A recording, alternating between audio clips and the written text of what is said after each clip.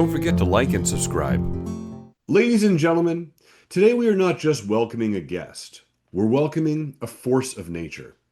She's a powerhouse vocalist, a songwriter with grit, and a performer who doesn't just walk on stage, she commands it. Her voice is a firestorm, soulful, raw, and unforgettable. She's shared the stage with icons from legendary blues and rock musicians to some of the fiercest Canadian talent, proving again and again that she belongs among the greats. But here's what sets her apart. Laura doesn't just perform songs, she tells stories. Every note, every lyric, every beat carries the weight of truth.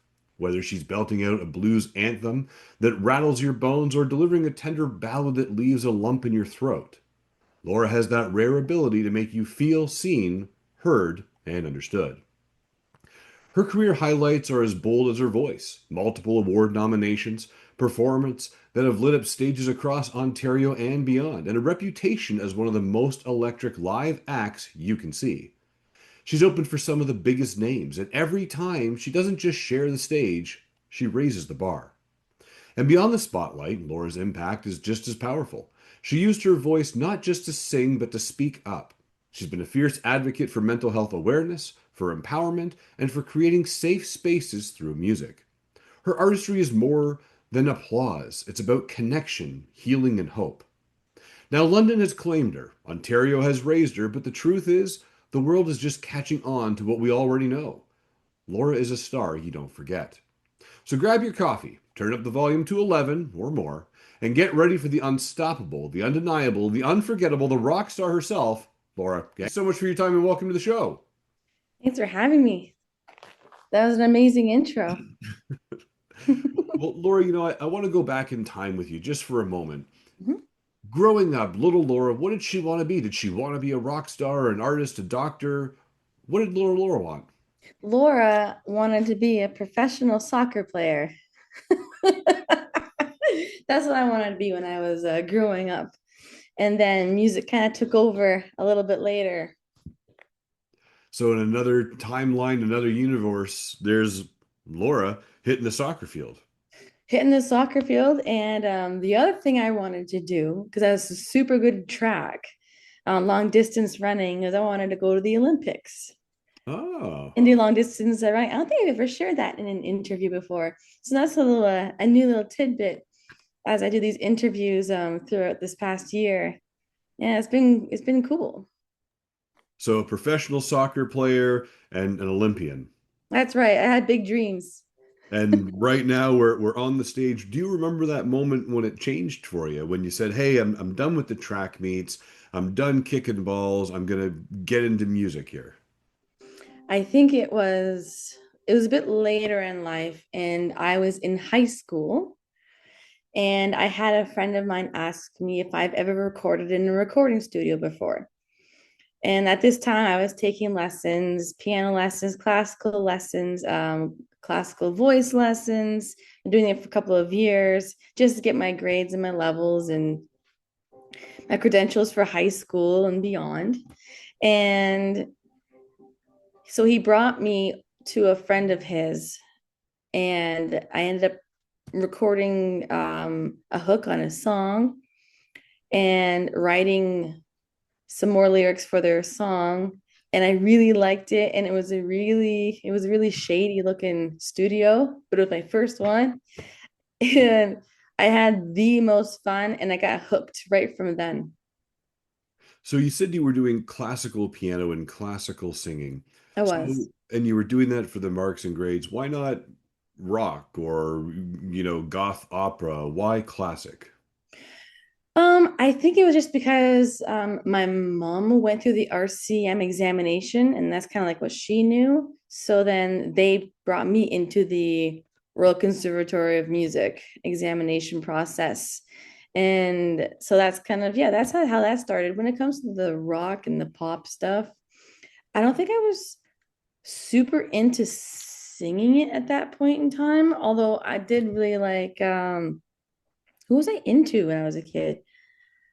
Rob Zombie comes to mind, one of his songs, which is insane. I loved him for some reason. But also like Alicia Keys as well. She's been a massive influence in my piano sound and vocal sound. But I didn't really do any sort of like crashing into the pop world until yeah, about 16. So I'm hearing a, collaboration with Rob Zombie is in the mix, is what you're I think bringing. we should do that. Yeah. Yeah. When he listens to this, we should do a collaboration, Rob. And you were doing classical piano. What was the draw to that? Was that kind of the parental influence of, hey, we're learning piano, or were you, hey, you know what? And if you could pick any other instrument that wasn't the piano that you had to kind of be pushed towards, what do you think you would have picked up? I think I would have really picked at drums. Hmm. Later on in life, I did go to school for classical at Mohawk College in Hamilton, Ontario. And I ended up jamming on the drums a lot and really enjoyed it. And I still play a bit to this day. Not good enough to go and do a gig of sorts, but I can put on a good jam, that's for sure. That's really neat. I could see it being the piano and then wait a minute, get up and do a drum solo. I That's think you right. could Maybe one do it for day. sure. It's all percussive in the end. Yeah. And Laura, when we talk about, you went to Mohawk College there, you studied music, which is fantastic, and you're getting into it here, and the classical portion of this, do you remember when that moment stopped being a dream? Like you were in high school, you were helping out with a buddy on your hooks, you got hooked into it, but what was that real moment for you where I'm going to school for this? This is going to be my reality. Um, I think it was always a thing. As soon as I started doing the RCM examination process, that was to gear me up to go to college. Because Mhm. once I had I think my grade 7 or 6 piano and grade 2 theory, that was the prerequisite to get into college to do the music program. Because that's kind of like what they wanted in order to get in. So it was more of a scholastic thing than anything. It's really neat how, you helped out a friend of yours with this hook. You were studying piano. We have to have these grades from RCM to get in, which is just an odd requirement when you think about it, right? Like if you're not going to study with RCM, Back then you then. can't come Yeah. here. And if you had to give a message out there to people who want to follow in your footsteps and try to blaze that trail as well, what's something that you can share with us that would be surprising that they should learn right away? I think that, learning multiple instruments when you're a kid is extremely valuable. Because if you learn multiple instruments, then you can write multiple kinds of ways. Hmm. So I think that's one really good tip as a young performer if they're coming up. And like if they're not going to go the classical way, which is totally fine. And I teach kids right now music, piano, voice lessons, performance classes, songwriting. And a lot of them don't want to do the classical thing. And that's totally cool. So, but what I would suggest with that is learning, still doing all the theory, your scales and your triads, all that sort of, yeah, that sort of stuff. But then you apply it to all the pop and rock and blues music that inspires you. Because not everybody gets inspired by classical music as a kid, because they want to play the fun Hmm. stuff that they know, what they love. But interestingly enough, I've had a couple of students who are now a bit older, and they're like, well, we will now want a challenge. So now I get to dip into the more classical stuff and give them that kind of a challenge. And it gets them to read music because I'm always big on you have to read, but then you also have to have a really great ear as well. So it's good to kind of still do it all, even if you're not going through the RCM examination. It's neat that you've positioned it this way where they come in and say, well, I don't want to do classical. I want to do the fun songs that me and my friends can sing. We're not, and when you study music, a lot of what you're told or taught, especially back in the 90s and the 80s for Yeah. me, is that, it's the Beatles. Here was the bass line, and this is the classical build because when you jump into these fun songs, it's all built off of that classical connection. Sure. So when you're talking about, hey, let's do these fun songs, what's the most common, I'll say, genre that the kids are coming to you with? Oh, it's always pop. It's either pop or it's country. And luckily for them, I'm a big pop girl. So I know a ton of pop music. If they want to travel into jazz, I know a ton of jazz just from school. If they want to know some like piano blues licks, I got that in my back pocket as well. And that's all because I decided when I was in high school that I was going to learn how to do everything imaginable, just so that when I grow old, when I grew older, I would be able to get any job I wanted to get as a musician. And I wouldn't be lacking in any sort of territory when it comes to the genres of the music world. So we talk about the genres of the music world. We talk about all this experience and these different avenues. When did you know that, hey, this is my sound, right? We're Oh, learning all the pop, we're learning everything. When's that Laura moment of yeah. that's Laura's sound? You know what? I think our sound is ever changing, right? So I think my first sound started when I was 18 and I released my first single called Living the Good Life.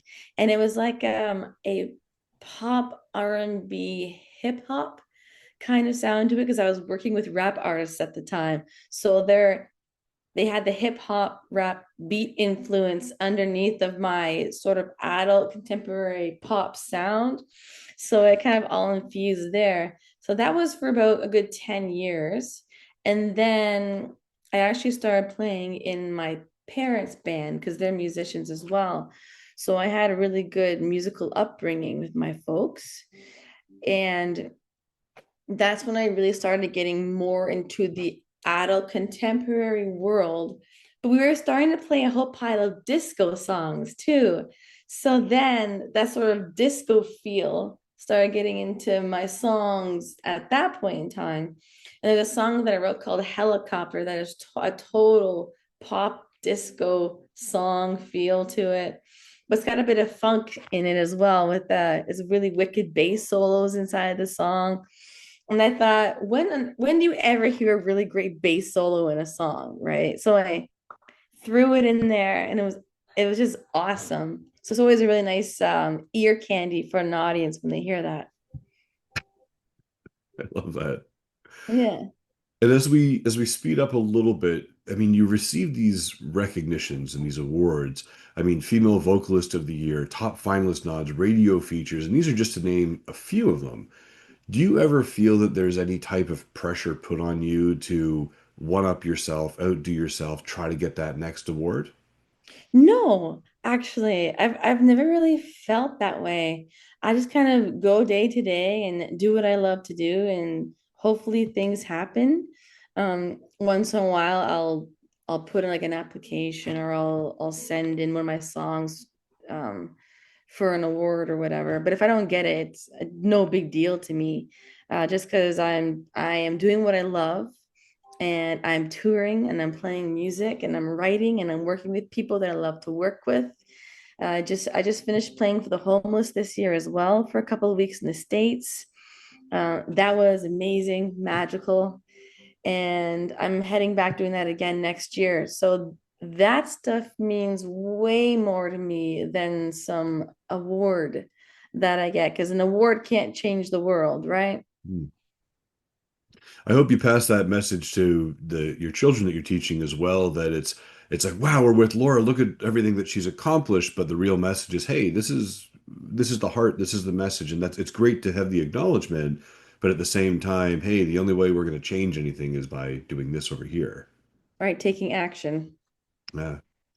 And when you're in your career and when we talk about your profession, what are those moments that are just so challenging for you, given your experience and given your your musical resume? Yeah. We go back and look at it. What was that moment where you're like, that was more challenging than it should have been? I think it was when Yeah, I think it was when I was auditioning for a tribute band called Paul McCartney and Wings. And I was auditioning to play the part of Linda McCartney. So I showed up and I was here thinking my skills are pretty darn good, no problem. But I get there and I hear them practicing, doing their thing, and they were really, really, really good. I think I was like 25 at the time. And so they had given me songs beforehand to learn, right? To prepare and sure. So I went through it. I prepared as I thought was a lot. I put a lot of effort into it, I thought. But then I showed up and I started playing these parts that weren't totally right. And then my timing wasn't as good as I thought it was either. And so at the end of my audition, before we were done, there was this one solo they wanted me to play. And at this point in time, I didn't really play solos really, but it was in Band on the Run. I think it's Band on the Run. Yeah. So they ended up, this is where I'm saying you should still be able to read. So when they put this chart in front of me and the song was playing, I could read the chart and I played it perfectly. So after that, like, oh, you can play a solo and fit it, and your spatial awareness is really good. And my vocals are really good, just from playing in my parents' band and singing harmonies, knowing how things fit, also theory. So I, they said, okay, we're gonna come back for one more rehearsal the next week. You have a week to kind of brush up on everything.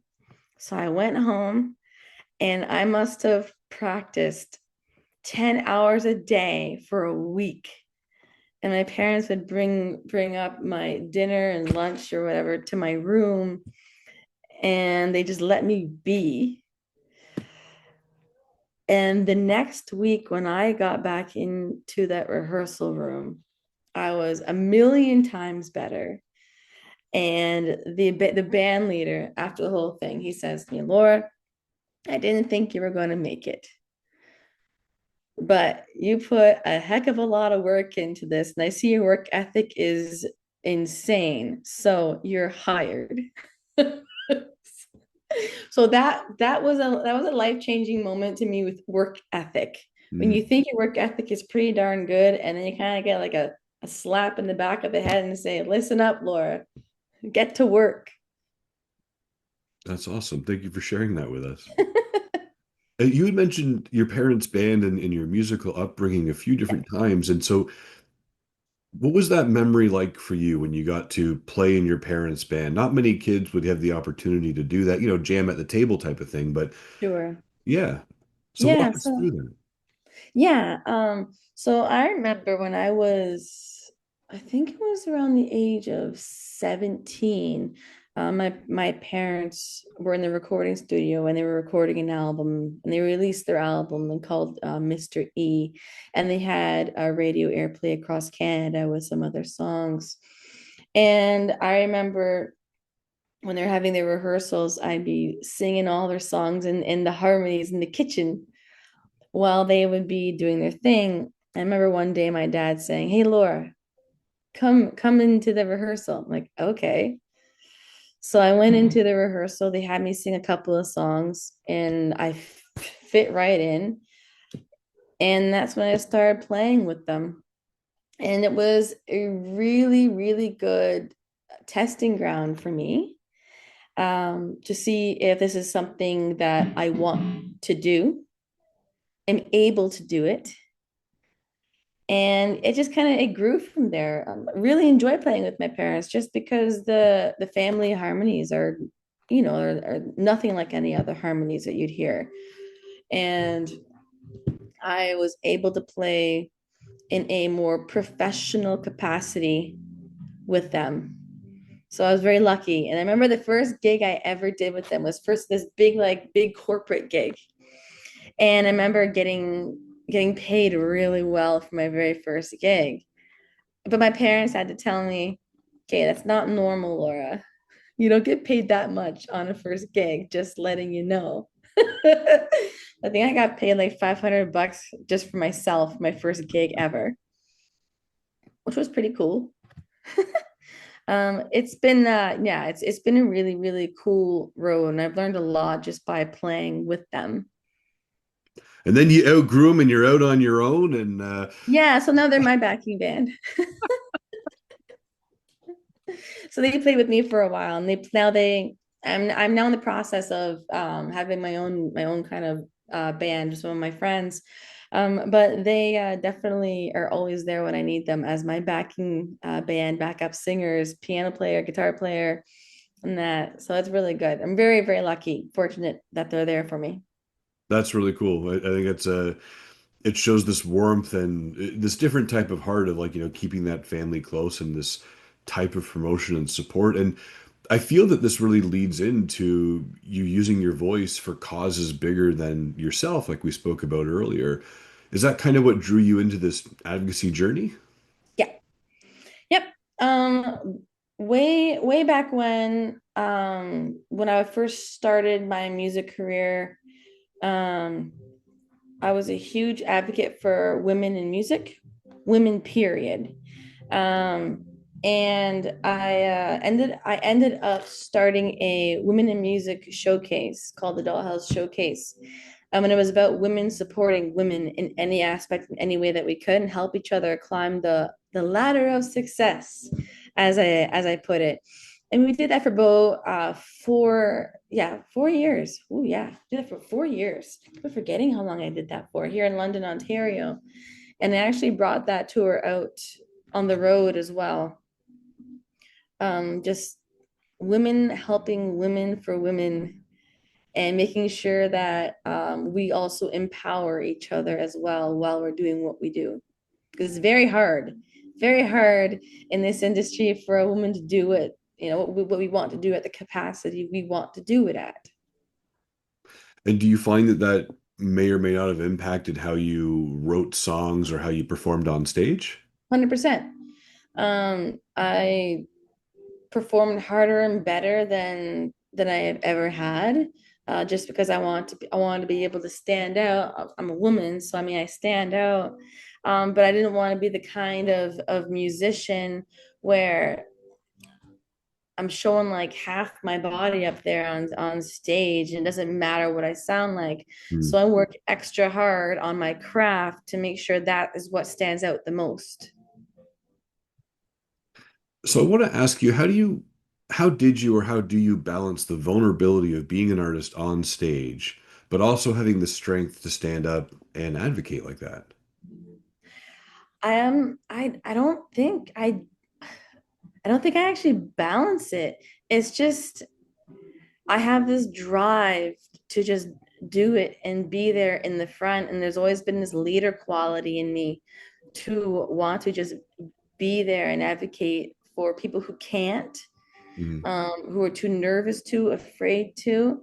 And I'm happy to be that voice for them, which comes out in a lot of my music as well. Good. And when we talk about that drive and that passion in your voice, where are we driving to next? What's the next big thing for Laura? The next big thing is a massive tour next year.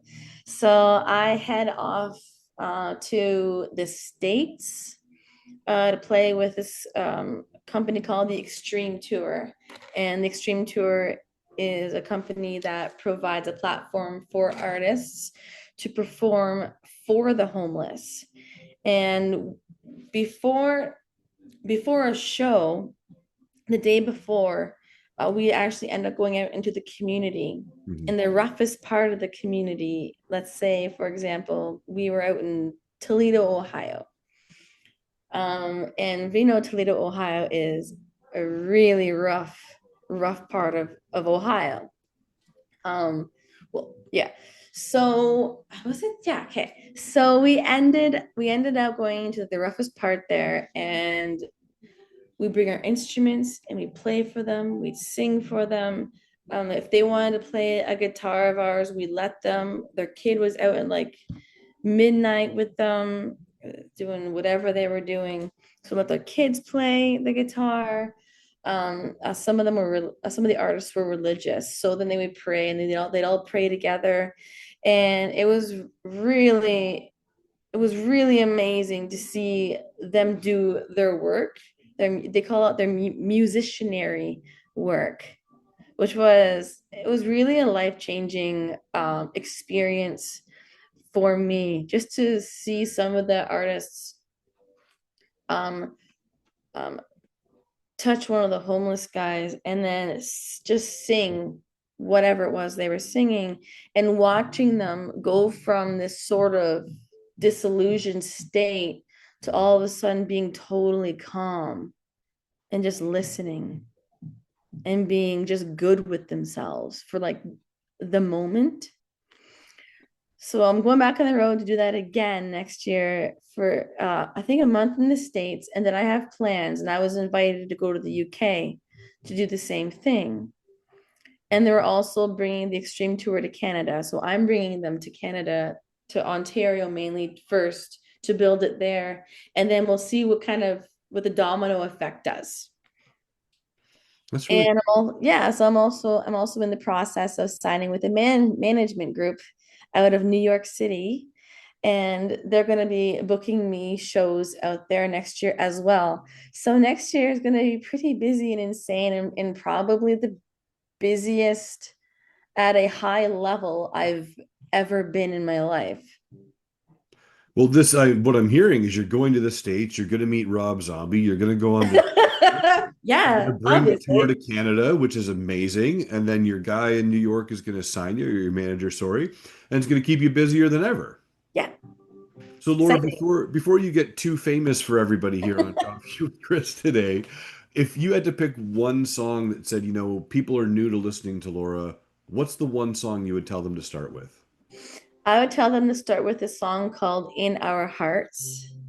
And In Our Hearts is a song that I actually wrote for the veterans of our world.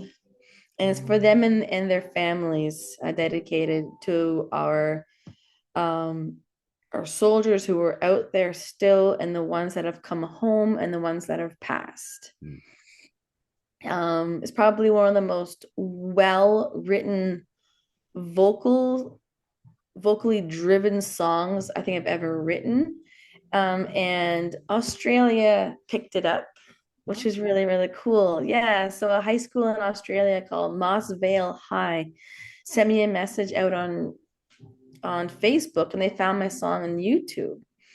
And the the choir at this high school put an arrangement together of my song and performed it at their Remembrance Day ceremony and sent me a video, which you can check out on Instagram. So it's a really, really super special song. So I'd start there and then work your way down and then up. I think in the middle somewhere. So speaking of your socials, where can people learn more about you? What's your Instagram? Where can we kind of creep you out before you get too famous? Sure. So I have a website, www.lauraGagnonmusic.com. It's Gagnon music.com. I have an Instagram, same thing, Laura Gagnon Music. Facebook, same thing, Laura Gagnon Music. And then as well as YouTube, or you can go on Deezer, or you can go SoundCloud. They're all the same. So it's pretty easy to find me. You can pop my name up into Google, and so much stuff comes up about me. So you're going to get all these new followers, and then we're going to say we knew you before. Right, right. Come follow me. Follow my adventure. Laura, I want to ask you a couple of quick rapid fire questions, if that's okay. Again, you're going to get crazy busy and you won't have time for us anymore. So I figure we should take I get advantage of it now. that. Um, are you a cat or a dog person? Maybe a squirrel or a rabbit? Wow, I'm a cat person. And what's your favorite color that you never wear? Royal blue.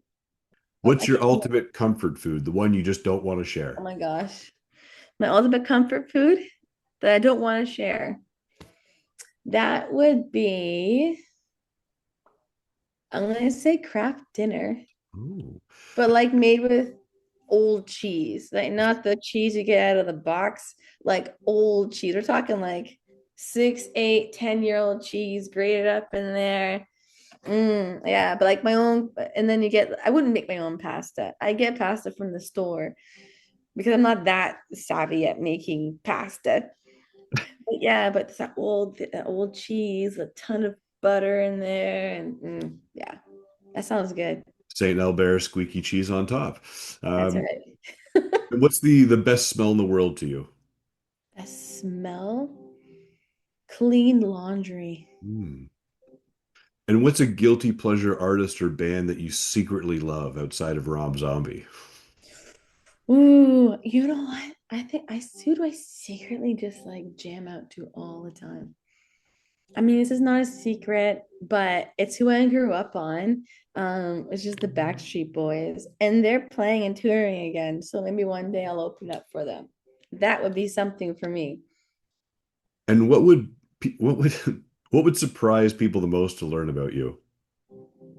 Well, I tell people a lot that I used to play. So you talked about soccer, but that's literally something that people are like, "You play soccer?" It's always that all the time. You play soccer? That's weird. I also am a huge into swimming as well. Hmm. So you could have been an Olympian runner, Olympian swimmer, or professional soccer player. 100%. I always went for the bigger the better.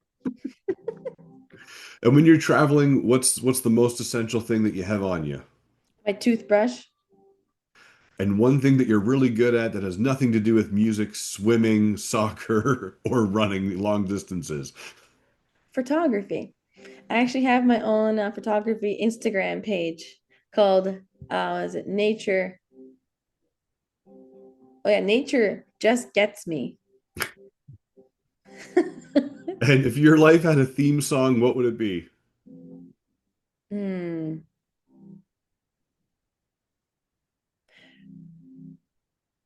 Oh, Girl on Fire by Alicia Keys. And what was your favorite childhood cartoon growing up? I love that question. Sailor Moon. Hmm. Now, if someone gave you a magic wand, Laura, what would you change about the world tomorrow, or what would you give to the world tomorrow?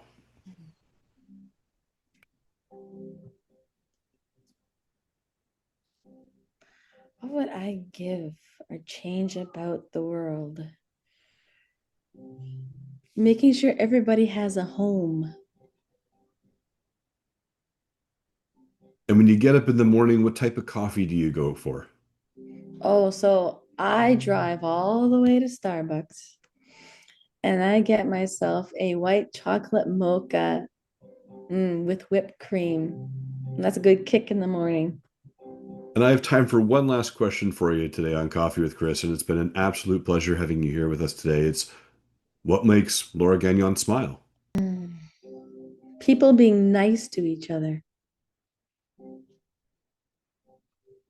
I love that. And as I said, it was the last question I had for you today on Coffee with Chris. Everyone out there, get to Google Laura Gagne, send her some 8 to 10 year old cheese and some Kraft dinner.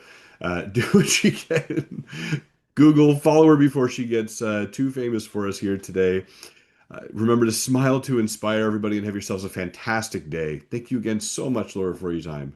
Thanks, Chris.